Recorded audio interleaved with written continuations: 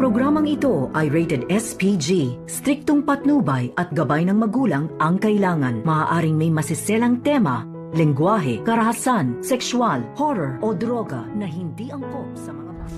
Walang hiya ka, Moira. Hindi mo na ginalaw yung padasal para kay Papa. Dito mo pa pinili maglasing. Get?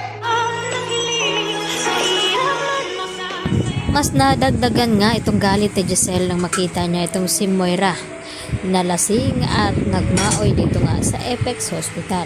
At sinabi nga ni Giselle dito kay Moira na hindi na daw ginalang ang padasal niya dito kay Don Pepe sa agarang paggaling. At sinubukan naman ni Moira na nagpapaliwanag siya dito kay Giselle at nagsisinungaling nga ito na hindi daw siya nakainom. At nakita ni Giselle itong isang bote na mineral water at inamoy niya, yun pala ay alak ang laman. Kaya sinabi ni Giselle na kinakailangan daw umalis itong si Moira dito sa Apex Hospital. At dito naman na nagpupumilit na manatili itong si Moira dahil kailangan daw siya dito sa padasal na ito at hinahanap daw niya itong si Robert. At wala na ngang magawa itong si Moira nang hawakan na nga siya dito ni Giselle at kaladkarin palabas ng ospital. At dito naman na tinitingnan itong si Moira at Zoe. At banta pa itong si Giselle na kapag lumabas na ang resulta ng fingerprint dito ni Zoe at Moira at kapag nalaman daw niya na may kinalaman itong dalawa ay hindi daw niya ito sasanduhin. At titiyakin ni Giselle na makukulong daw talaga itong si Zoe at itong si Moira. At hindi na nga nagkamali dahil maya-maya nga ay dito tinawagan itong si Giselle at sinabi na mayroon na ngang resulta at kinakailangan na magpunta itong si Giselle dito sa presento upang makita at malaman ang resulta ng fingerprint dito ni Zoe at ni Moira. At laking gulat ni Giselle nang malaman niya na kumpirmado ang kanyang hinala na may kinalaman daw talaga itong si Moira at lalong-lalo na itong si Zoe.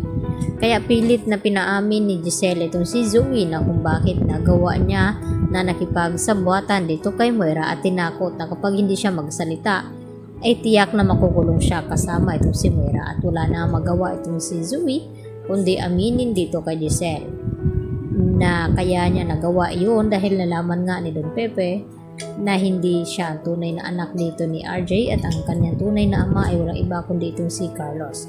At hindi naman makontrol ni Giselle itong kanyang sarili kaya nagawa niya saktan itong si Zoe at maya-maya din ay dumating itong si RJ at itong si Annalyn.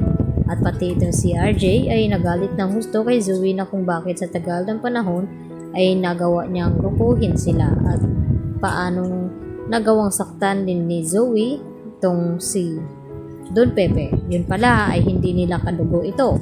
At dito rin na sinabi ni Annalyn kay Zoe na matagal na pala niyang alam na hindi siya kapatid nito at hindi siya ang tunay na anak nito ni RJ.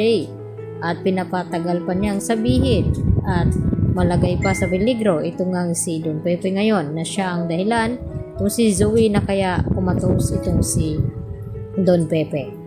Kaya agad naman na kumilos din itong si Moira at gagawa ng plano at tinawagan agad-agad itong si Carlos na kinakailangan niyang tulungan ang kanyang anak na si Zoe na hindi makulong ng panghabang buhay. Kaya kinakailangan itakas ni Carlos itong kanyang anak upang hindi nga mahuli ng mga pulis at ganun din itong si Moira.